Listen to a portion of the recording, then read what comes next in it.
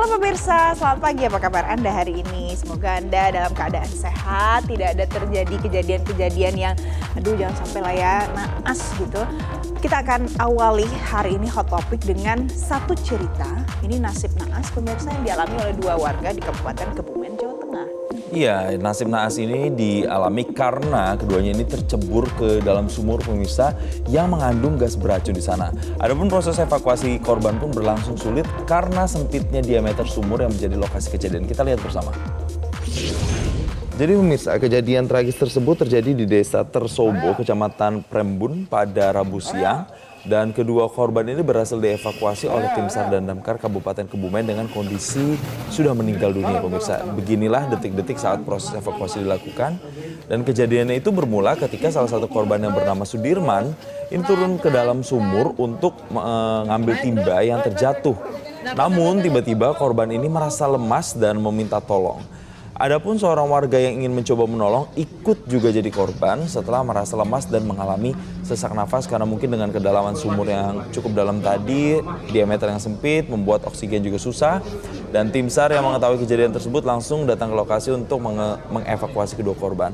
Tapi sayangnya nyawa kedua korban tersebut tidak berhasil diselamatkan akibat terlalu lama menghirup gas beracun yang berada di dalam sumur.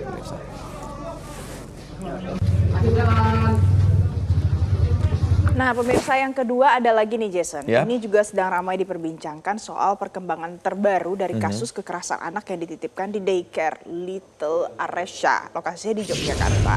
Kita lihat, jadi aksi kekerasan itu diduga dilakukan atas perintah dari ketua yayasan dan juga kepala sekolahnya. Nah mirisnya sampai di daycare kaki dan tangan anak-anak itu Jason diikat. Kemudian baru dilepaskan pada saat dimandikan dan makan. Betul, dan saat ini Satreskrim Polresta Yogyakarta juga masih mendalami kasus kekerasan terhadap anak di daycare Little Aresha ini. Dan memang kita ketahui dalam kasus ini polisi telah menetapkan setidaknya ada 13 orang tersangka pemirsa yang terdiri ini dari kepala sekolahnya ada. Kemudian ada ketua yayasan dan juga ada 11 pengasuhnya juga di situ. Dan dari pemeriksaan para pengasuh, petugas mendapati adanya kesaksian bahwa aksi keji ini dilakukan dengan mengikat tangan dan juga kaki. Ini dilakukan oleh para pengasuh atas perintah dari ketua yayasan dan juga kepala sekolahnya. Yang kemudian kita lihat anak-anak yang diikat kaki dan tangannya ini, kemudian fotonya itu tersebar di media sosial. Kurang lebih seperti itu Valen, sehingga kemudian aksi ini mendapatkan banyak kecaman. Oke, tidak manusiawi pemirsa. Dan aksi ini dilakukan setelah anak-anaknya itu diantar oleh orang tua ke daycare. Dan ikatan ini baru akan dilepas kalau mereka dimandikan. Kemudian saat makan itu ikatannya juga akan dilepaskan. Ini adalah tindakan kekerasan. Langsung diketahui oleh ketua yayasan dan kepala sekolah karena setiap pagi mereka selalu datang ke daycare itu. Kalau begitu kita akan dengarkan apa yang disampaikan oleh pihak kepolisian selengkapnya berikut ini. Mereka diperintahkan melakukan hal itu oleh ketua yayasan. Iya, namun tapi di SOP nggak ada. Namun itu disampaikan secara lisan, secara langsung oleh ketua yayasan. Dan itu semua keterangan dari 11 pengasuh seperti itu. Bang, ada ini nggak Bang, penganiayaan gitu Bang? Mengingat kan katanya ada yang lebam gitu Bang. Sampai saat ini yang kita dalami, kita juga udah melakukan visum terhadap 3 orang anak. Itu rata-rata lukanya di pergelangan, artinya itu mungkin luka dari tali yang kencang gitu ya. Selanjutnya Jason, kalau ini banyak ya pro kontra dari kalangan masyarakat sampai akhirnya minta maaf.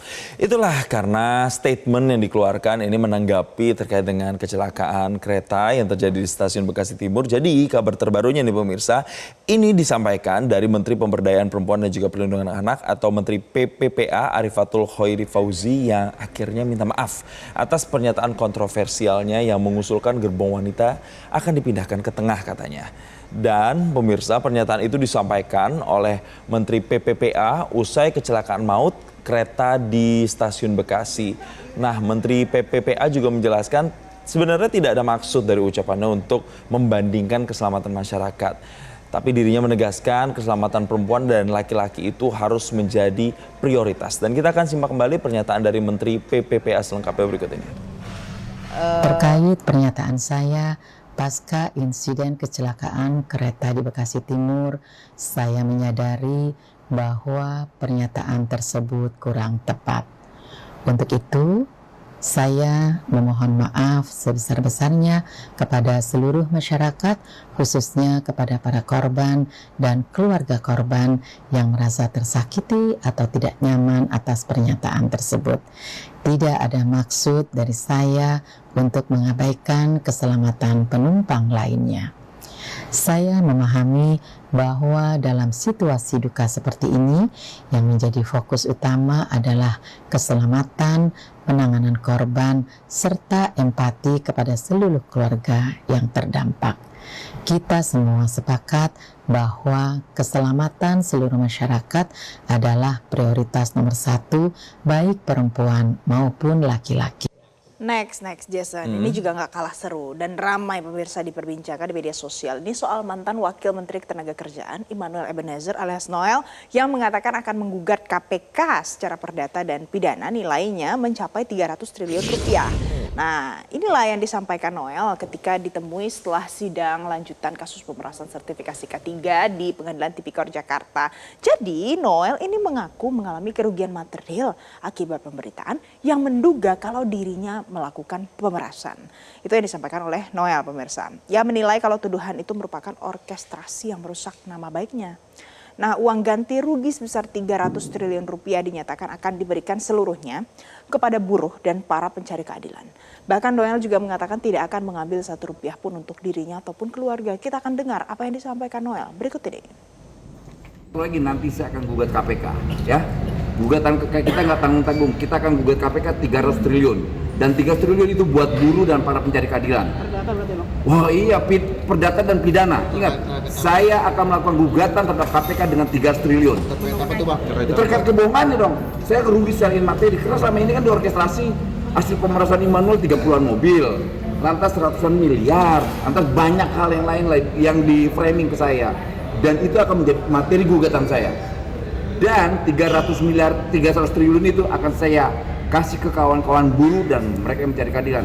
Ditandatangan dan tidak akan pernah 1 rupiah pun saya ambil buat anak saya, buat istri saya. Jelajahi cara baru mendapatkan informasi. Download Metro TV Extend sekarang.